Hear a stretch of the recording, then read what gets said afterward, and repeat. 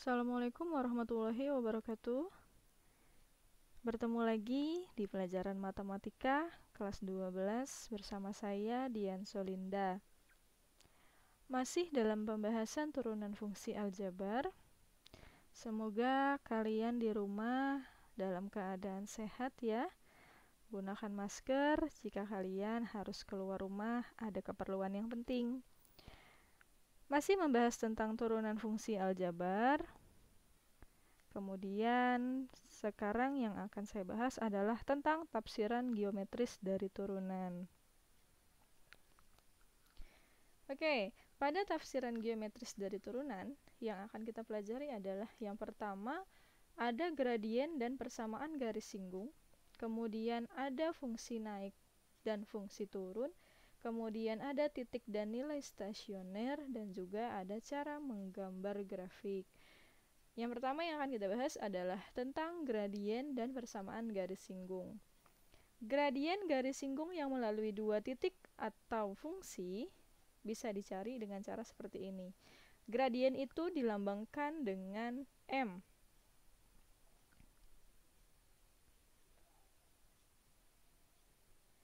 Ini ya, dilambangkan dengan M. Kemudian rumusnya adalah jika melalui dua titik, berarti Y2 dikurang Y1 per X2 dikurang X1. Atau kalau melalui fungsi, berarti kamu tinggal cari turunannya aja, turunan fungsi atau F aksen X-nya.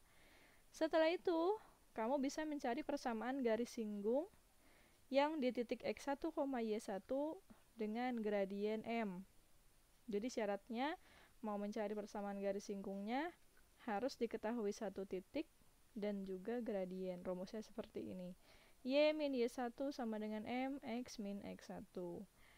Kemudian bisa mencari persamaan garis normal dengan satu titik dan gradien. Caranya hampir mirip dengan persamaan garis singgung, hanya bedanya kalau pada garis normal itu M-nya menjadi seperti ini. Menjadi min 1 per M. Kemudian selanjutnya yang akan dibahas adalah tentang panjang garis tangen T. Rumusnya adalah T sama dengan akar dari X1 kurang A kuadrat ditambah Y1 dikurang B kuadrat. Setelah itu panjang garis subtangen yaitu Y1 per M, dan panjang garis subnormal ini adalah mutlak Y1 dikali M. Jadi kalau misalkan di antara Y1 dan M-nya ini ada yang negatif, karena di sini ada tanda mutlak, maka dia nantinya akan bernilai positif gitu ya.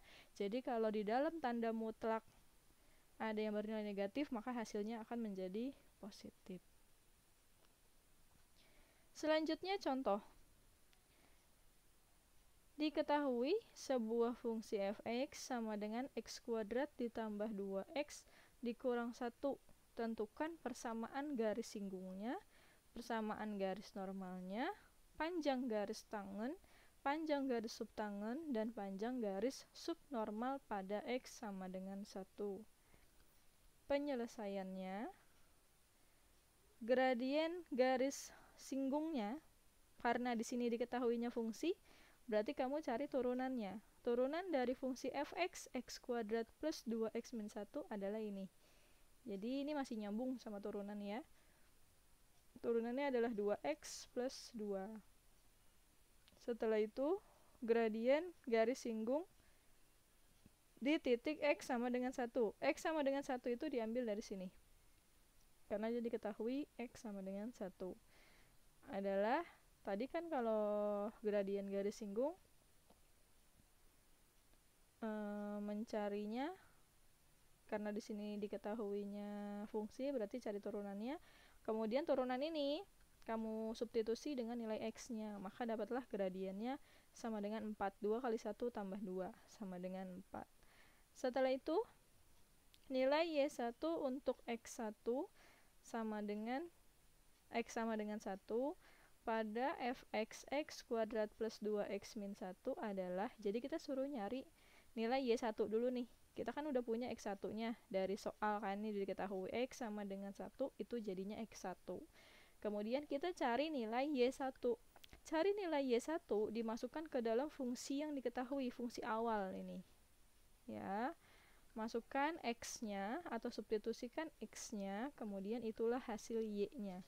1 kuadrat ditambah 2 kali 1 dikurang 1 sama dengan 2. Setelah itu, kalau kita sudah dapat gradiennya, sudah dapat titiknya, baru kita cari persamaan garis singgungnya. Persamaan garis singgung tadi rumusnya adalah Y min Y1 sama dengan M dikali X min X1. Y1-nya tadi dapat 2. Kemudian X1-nya tadi diketahui 1. Tinggal dimasukkan ke dalam rumus. Berarti jadi Y min 2 sama dengan M-nya atau gradiennya tadi 4 dikali X dikurang 1. Ini dikalikan dulu ke dalam 4 kali X sama dengan 4X. 4 kali min 1 jadi min 4. Kemudian min 2-nya ini pindah ke sini. Jadi plus 2. Jadi Y sama dengan 4X min 4 ditambah 2 jadi min 2. Jadi persamaan garis singgungnya adalah Y sama dengan 4X min 2. Setelah itu, persamaan garis normal. Rumusnya adalah Y min Y1 sama dengan min 1 per M X min X1. Kemudian kita isi angka-angkanya ya. Jadi Y min 2 sama dengan min 1 per 4 buka kurung X min 1. Nah, caranya biar tidak ada pecahan, kamu kalikan dengan penyebutnya. Karena penyebutnya di sini adalah 4, maka di sini dikali 4. Kalau penyebutnya 6, ya berarti dikali 6. Semuanya ya, dari depan sampai belakang dikalikan dengan 4. Jadinya Y kali 4, 4Y. Min 2 kali 4 jadi min 8. Ini jadinya min 1 dikali X jadi min X. Yang ini jadinya min 1 dikali min 1 jadinya plus 1. Maka di sini dipindahkan variabelnya, berarti 4Y min X-nya pindah jadi plus X sama dengan 9. 9 itu dari 1 ditambah ini, min 8 pindah jadi 9. Makanya 1 tambah 8 jadinya 9. Setelah itu, kita cari titik potong garis singgung. Dengan sumbu X, berarti Y-nya sama dengan 0. Dicarinya melalui apa? Melalui persamaan garis singgung. Nih ya, namanya juga titik potong garis singgung kan ya. Berarti pakainya persamaannya garis singgung. Y sama dengan 0. Persamaannya itu adalah Y sama dengan 4X min 2. Berarti di sininya 0. Maka menjadi seperti ini. 4X sama dengan 2. Maka X-nya sama dengan 2 per 4 diperkecil jadi 1 per 2. Seperti itu. Maka titiknya menjadi 1 per 2, 0. Karena tadi di sini Y-nya sudah 0. Setelah itu kita cari titik potong garis normal. Dengan sumbu X dengan Y sama dengan 0. Berarti pakai persamaannya persamaan garis normal. Gitu kan. 4Y plus X sama dengan 9. Y-nya 0, berarti 4 kali 0 ditambah X sama dengan 9. 4 kali 0 berarti 0, sisanya tinggal X sama dengan 9. Maka titiknya adalah 9,0.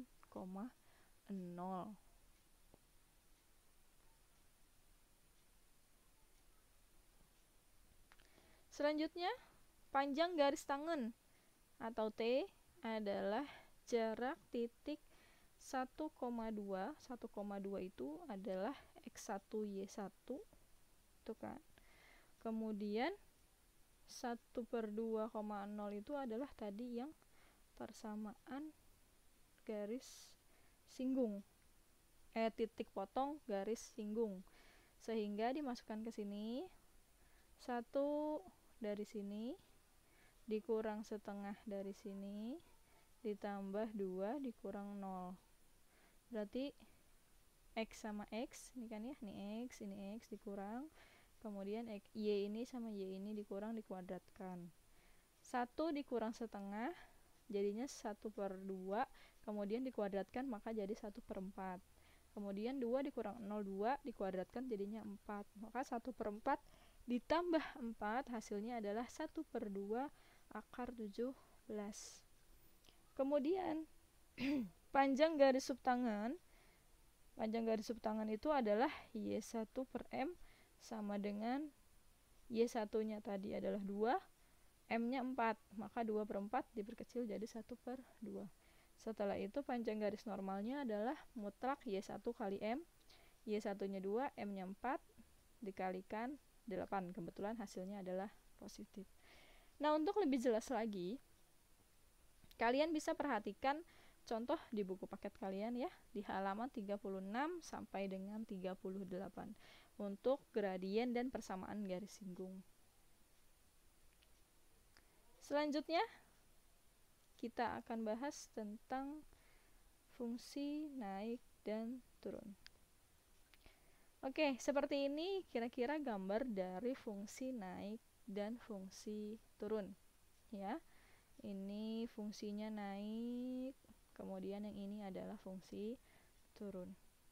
Sebuah fungsi dikatakan naik atau monoton naik apabila turunan fungsinya lebih dari 0. Dan sebuah fungsi dikatakan turun atau monoton turun apabila hasil turunan fungsinya kurang dari 0. Contohnya seperti ini. Tentukan interval X yang memenuhi agar fungsi fx sama dengan 1/3 X pangkat 3 ditambah X pangkat 2 min 8X ditambah 9 selalu naik dan turun. Jadi kita nanti cari nih, di saat interval berapakah fungsi itu naik dan di saat interval berapakah fungsi tersebut turun, seperti itu. Nah, yang pertama kita cari dulu yang naik. Fungsi 1/3 X pangkat 3 ditambah X pangkat 2 dikurang 8X ditambah 9. Kita cari dulu turunannya. Maka dihasilkan turunannya adalah X pangkat 2 ditambah 2X dikurang 8. Ini turunannya ya. Nah, fungsi fx akan naik jika turunannya lebih dari 0. Maka di sini fungsi turunannya lebih dari 0, kan gitu. Setelah itu kamu faktorkan. Nih ya, kamu faktorkan. Kamu cari dua angka. Nih. Apabila kalau dikalikan hasilnya 8 nih. 8 sama dengan 2 angka apabila dikali hasilnya 8. Kemudian 2 dari sini nih yang tengah gitu kan, sama dengan 2 angka apabila dijumlah hasilnya 2. Nah, angka ini harus sama ya, angka ini harus sama, maka dapatlah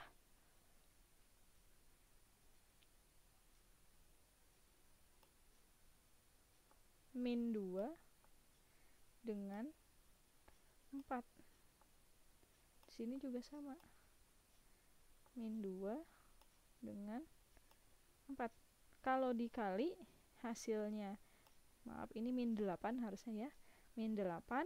Kalau dijumlahin hasilnya 2. Jadi seperti itu ya cara mencari untuk faktor di sini. Maka dapatlah min 2 dan 4 plus 4 gitu kan. Setelah itu dari X min 2 dengan X plus 4 berarti kan jadinya X min 2 sama dengan 0. Maka X sama dengan, ini pindah posisi jadi 2. Yang ini juga pindah posisi, makanya jadinya min 4. Kalau pindah melalui tanda sama dengan, tandanya berubah kan ya. Setelah itu, untuk menentukan intervalnya, kita gambar dulu garis bilangan.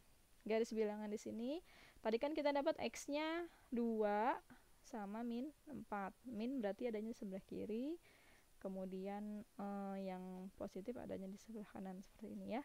Setelah itu, untuk mendapatkan tanda plus minus seperti ini, di antara angka min 4 sama 2, kan ada angka 0 ya. Dari min 4 ke 2 itu kan berarti ada angka 0.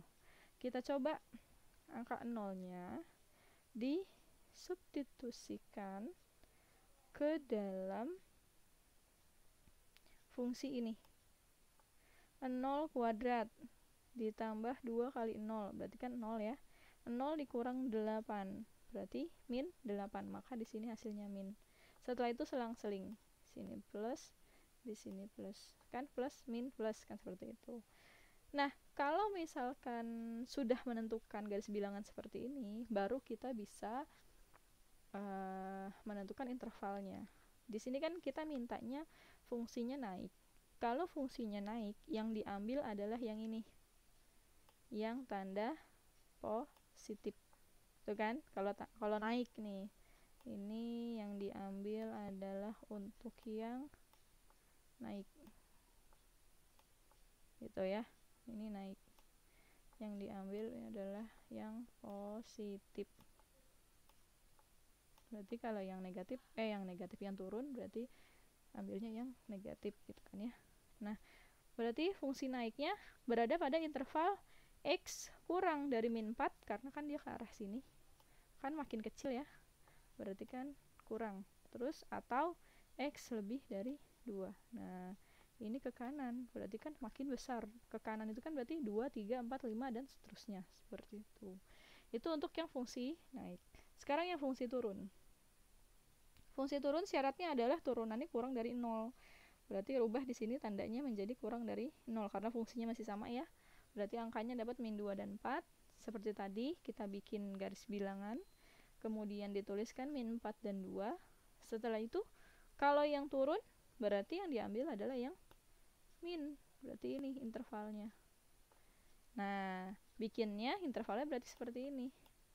X lebih dari min 4, X kurang dari 2, kan gini, ini kan kurang, ya kan, kurang dari 2, tapi lebih dari min 4, lebih berarti kan ke arah sini, jadi disinilah kalau diarsir seperti ini, situ ya, berarti daerah grafiknya atau intervalnya seperti itu. Nah, kalau mau lebih jelas lagi, silakan perhatikan contoh di buku halaman 40 sampai 42. Sekarang yang akan kita bahas adalah tentang titik stasioner dan nilai stasioner. Titik stasioner merupakan titik tempat fungsi berhenti naik atau turun sementara, yaitu titik bergradien 0. Titik atau nilai stasioner disebut juga sebagai titik atau nilai ekstrim. Nih, gambar 1 dan 2 itu menunjukkan fungsi naik. Ini kan naik. Fungsinya naik ketika lebih dari 0 dan fungsinya turun ketika f aksennya kurang dari 0. Dan di sini adalah titik stasionernya, tempat berhenti atau dalam keadaan lurus gitu, nggak turun dan nggak naik, seperti itu. Sekarang kita coba menggambar grafiknya. Buatlah sketsa grafik dari fungsi 1/3x pangkat 3 min x kuadrat min 3x plus 2, gitu ya. Pertama cari titik potongnya dulu. Cari titik potong berarti kamu cari turunannya, karena kan ini pangkat 3 ya. Cari turunannya dulu. Sama kayak tadi ya, difaktorkan, dapatlah 1 dan min 3. Berarti kalau misalkan nanti kalau ada pertanyaan, buatlah interval misalkan gitu, interval dari fungsi misalkan gitu kan, atau buatlah interval secara bebas sama kalian gitu kan, berapa-berapanya gitu. Nah, nanti kamu tentukan nih angka-angkanya. Angka-angka seperti ini kan interval nih ya, tadi kan cara menentukan interval juga udah tahu. Atau mau menentukan fungsi dulu, habis itu baru menentukan interval, bisa seperti itu. Jadi kamu harus punya fungsi dulu. Nah, setelah itu kita dapat nih stasionernya di min 1 dan 3. Dari sini faktornya, titik potongnya ya. Min 1, 3 seperti tadi, kamu sisipkan antara min 1 sama 3 itu ada angka 0 kan ya. Kalau nggak ada angka 0 ya berarti pokoknya di antara angka inilah, di antara angka min 1 sampai 3, angka berapa yang kamu mau coba boleh. Silakan kita masukkan ke sini. Misalkan 0, berarti 0 dikurang 3 berarti min, berarti sini negatif, sini positif, seling-seling gitu kan ya, selang-seling. Nah setelah itu dapat min 1 dapat 3, berarti dia nanti di sini kita tentukan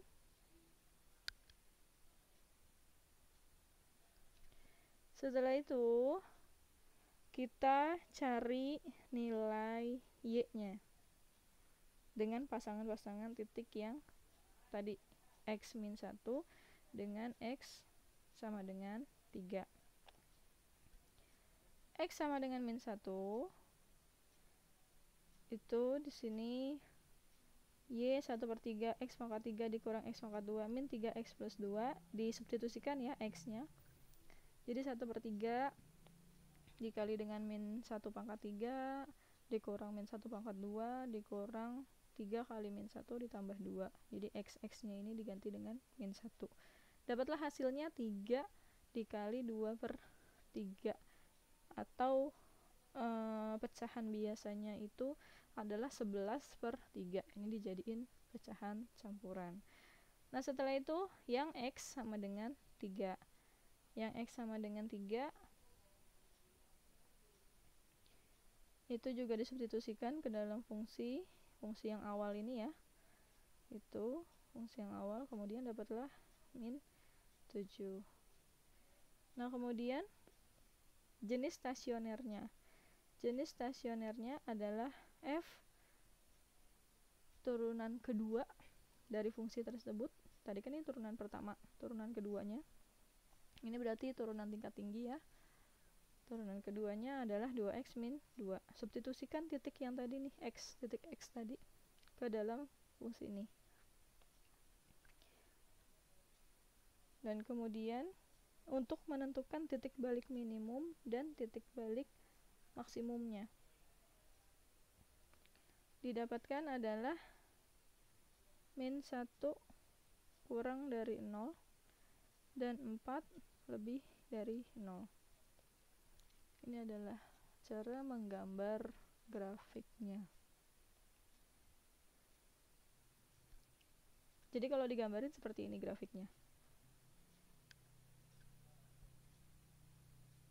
Ada di pertama min 1,32/3 di sini. Kemudian ada 3, min 7. Gini ya. Makanya grafiknya naik di sini, ini turun.